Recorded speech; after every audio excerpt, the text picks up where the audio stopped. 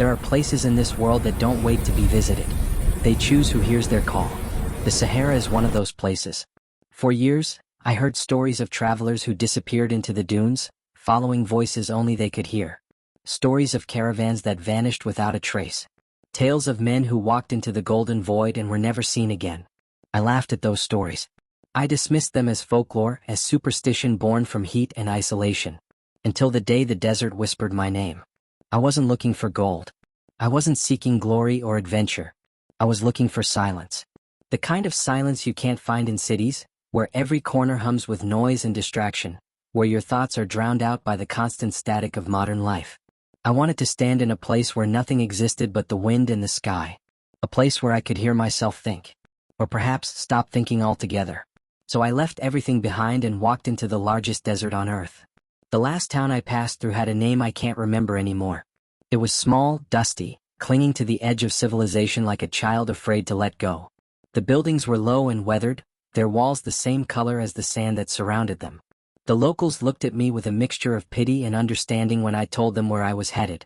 They'd seen people like me before. Seekers. Wanderers. The lost who didn't yet know they were lost. One old man, his face carved by sun and time into a landscape all its own, stopped me as I was loading my pack. His eyes were the color of aged copper, and they held something I couldn't quite name. Sadness, perhaps. Or warning. He didn't speak much English, but he pointed toward the horizon where the dunes began their endless rise and fall, and he said one word. Listen. I didn't understand then. But I would. The moment I left the edge of that town, the cell signal died. No bars. No connection. No invisible threads tying me to the rest of humanity. Just me, the sand, and the sound of my own footsteps crunching against the ground. At first, it felt liberating. No emails. No voices. No demands. No expectations. Just silence. But silence in the Sahara is different. It's not the absence of sound. It's the presence of something else. Something watching. Waiting. Breathing beneath the sand. The first day passed in a haze of heat and motion. The sun climbed slowly, burning the sky white, then descended in a display of colors I'd never seen before. Oranges deeper than flame. Purples that seemed to pulse with their own light. The landscape shifted constantly, dunes rising and falling like frozen waves in an ocean of sand. I walked until my legs ached, until my throat was dry despite the water I carried, until the town behind me disappeared completely into the shimmering distance. That night, I camped beneath a sky so full of stars it felt like the universe had opened itself just for me. I lay there on my back, staring up, feeling small and insignificant in the best possible way. The Milky Way stretched overhead like a river of light, so bright I could almost read by it. The wind was soft, almost gentle, carrying with it scents I couldn't identify. Dry earth. Ancient stone. Something older still. And for a moment I thought I'd found what I was looking for. Then I heard it. A whisper. Faint. Distant. Almost like my name carried on the wind. I sat up, heart pounding, straining my ears against the silence. But there was nothing. Just darkness and stars and sand stretching endlessly in every direction. I told myself it was the wind. Just the wind playing tricks. Desert acoustics doing strange things to ordinary sounds. But deep down I knew better. Because the wind doesn't pronounce syllables. It doesn't form words. And it certainly doesn't know your name. If you've ever felt that same silence, type the word silence below. And if this story has already gripped you, consider subscribing. There are more journeys like this one, and trust me, you'll want to hear what comes next. The second day was harder. The heat came earlier, more intense, pressing down like a physical weight. I'd read about desert heat before, studied it, prepared for it. But nothing prepares you for the reality of it. The way it steals your breath. The way it makes your skin feel tight and foreign. The way it distorts the horizon, turning distance into an unreliable concept. I rationed my water carefully, taking small sips at measured intervals. The Tuareg, the blue men of the Sahara, have survived in this environment for centuries. They know secrets that modern technology has only begun to understand. How to read the dunes. How to find water where there seems to be none. How to navigate by stars and wind and the subtle changes in the sand's texture. I'd studied their methods before coming here, but studying and doing are two entirely different things. The Sahara doesn't reveal itself quickly. It unfolds slowly like a story told by someone who knows you're listening. Each hour, I walked deeper into the void. The landscape never seemed to change, yet somehow it was never the same. Dunes rose and fell in endless variation. Some were sharp-edged, carved by wind into precise angles. Others were soft and rounded, their surfaces rippling like water frozen mid-motion. The colors shifted too, from pale gold to deep amber to rust red, depending on the angle of the sun. On the third day I began to notice something strange. My shadow. It moved differently than it should. Sometimes it stretched too long, reaching ahead of me when the sun was overhead. Sometimes it seemed to lag behind, as if reluctant to follow. I tried to ignore it, tried to attribute it to heat exhaustion or dehydration, but the feeling of being watched grew stronger with each passing hour. The silence had changed too. It was no longer empty. It felt full, crowded, as if the air itself was holding its breath, waiting for something to happen. By the fourth day I saw the ruins. They appeared suddenly, emerging from the heat haze like a mirage solidifying into reality. The remains of a village, half buried in sand. Broken walls jutting from the dunes at odd angles. Doorways that led nowhere, framing only more sand and sky. Windows like empty eye sockets staring at nothing. At the center stood a small mosque, its roof long gone, exposing the interior to the merciless sun like an open wound. I approached slowly, my footsteps the only sound. The ruins were older than I could estimate. Centuries certainly. Maybe longer. Sand had claimed most of it, pouring through cracks and crevices, filling rooms and corridors with golden silence. But the mosque remained partially intact, its walls still standing in defiance of time and wind. Inside, the temperature dropped noticeably. The walls provided shade, and the stone seemed to hold a coolness that the desert air lacked. But it wasn't comfortable. It was the cold of a tomb. The cold of a place where things had ended badly. The walls were covered in inscriptions. Not graffiti or casual markings, but deliberate carvings, deep and precise. I didn't recognize the language. It might have been Tamazight, the ancient script of the Tuareg, or something older. Something that predated even them. The symbols were repeated over and over, covering every available surface, like someone had been obsessed with recording the same message again and again. And in the center of it all, carved into the floor, was one image that stood out from the rest. The spiral. It started wide at the outer edge and curled inward, tighter and tighter, until it ended in a single point at the center. I knelt beside it, tracing the grooves with my finger. They were worn smooth by time and sand, but still clearly visible. And as I traced them, following that inward curl, I felt something shift. The temperature dropped further. The light seemed to dim, though the sun hadn't moved. And that's when the silence changed again. It became heavier, thicker, like the air itself was holding its breath. I stood quickly, suddenly desperate to be outside in the open air. But as I turned to leave, I caught a glimpse of something in the corner. A shadow. Darker than it should have been. Shaped almost like a person, but not quite. I spun to face it directly, but there was nothing there. Just empty stone and fading light. I left the mosque at a near run, my heart hammering in my chest. Outside, the sun seemed brighter, more welcoming than it had ever been. But the feeling of wrongness didn't fade. If anything, it intensified. That night I didn't sleep. I heard footsteps. They circled my tent, always at the same distance, never coming closer, never moving away. A steady, measured pace. Crunch, crunch, crunch in the sand. I grabbed my flashlight and stepped outside, swinging the beam in every direction. Nothing. Just sand and darkness and the cold wind that cuts through the desert at night like a blade. But the footsteps didn't stop. I stood there, frozen, listening. They continued their circuit around my tent, patient and methodical. And then I heard it again. My name. Whispered. Clear. Close enough that I should have been able to see the speaker. I spun around, heart-hammering, beam of light cutting through the darkness. But there was no one. No one at all. I spent the rest of the night sitting with my back against a dune, flashlight in one hand, knife in the other, watching the darkness with wide eyes. When the sun finally rose, painting the sky in shades of pink and gold, I packed my things with shaking hands. And that's when I noticed. My footprints from the night before were gone. Not covered by wind. Not smoothed by sand. Just gone. As if I'd never been there at all. But the other footprints, the ones that had circled my tent, remained. Clear and perfect in the dawn light. Bare feet. Human-sized. Leading away into the dunes before fading into nothing. The desert doesn't just erase tracks. It erases presence. Memory. Proof. It chooses what remains and what disappears. And that's when I realized the Sahara isn't just a place. It's a living memory. A repository of everyone who ever walked here, got lost here, died here. And now I was part of it. The real story is only beginning. If you've made it this far, you know this isn't just a travel tale. This is something deeper, something ancient, consider subscribing. The journey only gets darker from here. By the 5th day, my supplies were running lower than planned. I'd been walking in circles without realizing it, the dunes playing tricks with my sense of direction.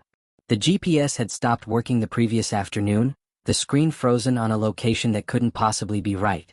The compass spun uselessly, as if magnetic north had ceased to exist or was being pulled in multiple directions at once. The Tuareg navigate by stars, by the wind, by the texture of the sand itself.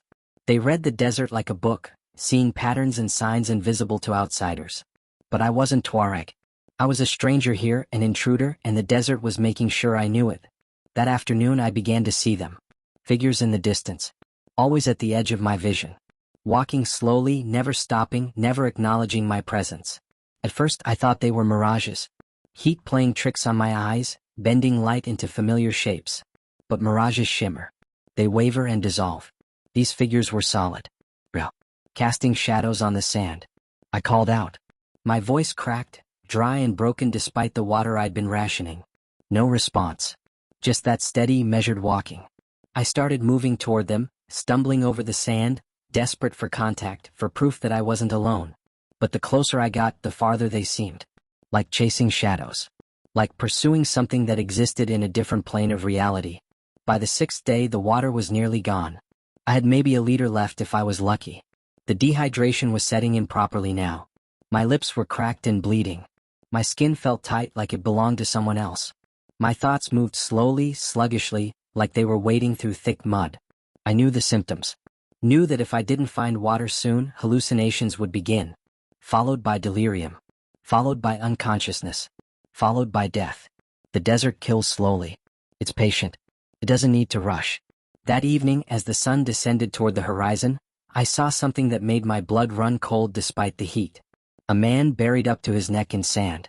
His eyes were open, dry, staring at nothing and everything. His skin was cracked and pale, weathered to the texture of old leather.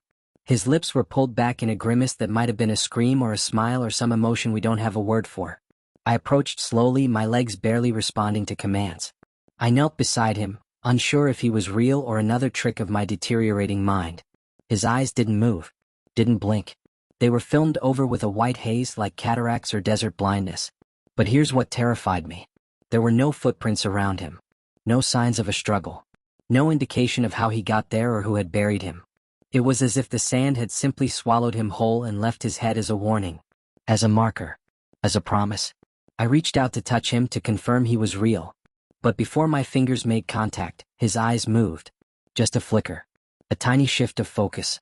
And they locked onto mine. I jerked back, falling onto the sand, scrambling away. But his eyes followed me, tracking my movement with agonizing slowness. And then his mouth opened. Just a fraction. And he spoke. One word. Whispered. Dry as the sand itself. Stay. I ran. I don't know how long. I don't know in which direction. I just ran until my legs gave out and I collapsed face first into a dune, gasping, sobbing, my mind fracturing under the weight of what I'd seen. That's when I understood. The desert doesn't kill quickly because it doesn't need to. It waits. It watches. And when you finally understand that you're lost, truly lost, it calls you. Not with words. With something deeper. Older. More fundamental than language. And you listen. Because by then there's nothing else left. The 7th day is a blur. I walked. I fell. I crawled. The voices grew louder, more insistent. Sometimes they were kind, calling me forward, promising water and shade and salvation. Sometimes they laughed.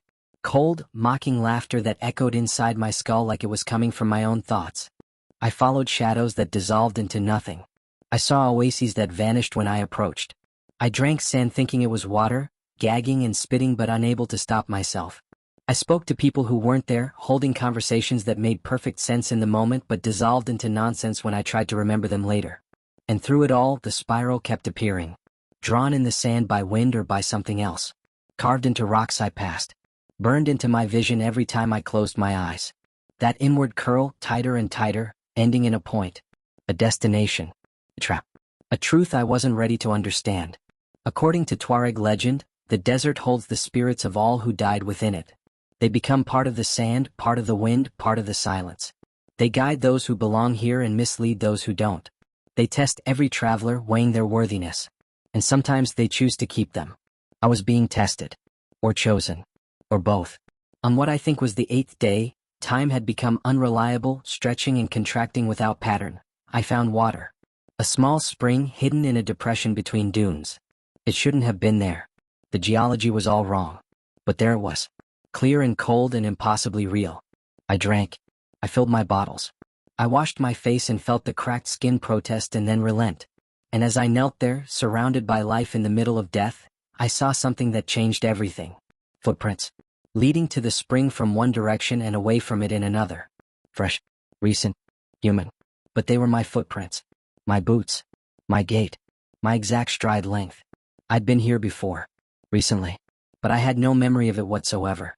The desert doesn't just play with space. It plays with time. With memory. With the very fabric of what you think is real. I don't know how I made it out. Maybe I didn't. Maybe I'm still there, wandering, and this is just the story I tell myself to feel safe. Because even now, months later, sitting in my home with walls and locks and electric lights, I still hear it. The wind passes through an open window, and I swear I hear the Sahara calling. A whisper. Faint. Familiar. Patient. Come back. I check the windows. Lock them. Draw the curtains. But it doesn't matter. The desert isn't outside. It's inside me now. In my thoughts. In my dreams. In the spaces between heartbeats where silence lives. Some return. Others are never seen again. And maybe the Sahara decides on its own which side you fall on. Maybe it lets some of us go just so we can tell the story. Just so others will hear. And listen. And one day walk into the silence themselves. I thought I was looking for peace. For silence. For escape from the noise of modern life. But what I found was something far older than me. Older than cities and roads and names. I found a place where the lost go. Where they've always gone. And where, eventually, they stay. The Tuareg have a saying. The desert does not forgive, but it remembers. I used to think that was poetic. A beautiful sentiment about the harshness and majesty of this landscape. Now I know it's a warning. A literal truth. The desert remembers everyone who enters it. Every step. Every breath. Every thought. And it adds them to itself, layer by layer, like sediment accumulating over millennia. I'm part of that memory now.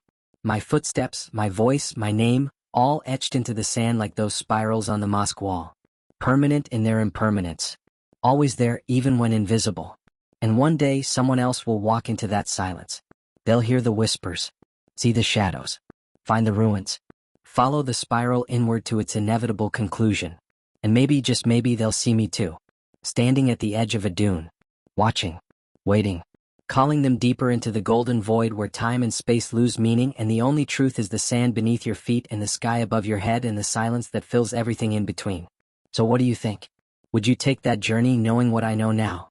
Would you walk into that silence, chase that horizon, answer that whispered call? Share your thoughts below. I want to know if you hear it too. The calling. The pull. The certainty that somewhere out there, in the emptiest places on earth, something is waiting for you. And if this story moved you, subscribe to join me on the next one. Because there are more places like the Sahara. More silences that call. More stories that need to be told even when they terrify us. Especially when they terrify us. Until then, stay curious, stay brave, and never stop seeking the truth. Even if the truth is that some places should never be found. Even if the truth is that some silences are better left unbroken.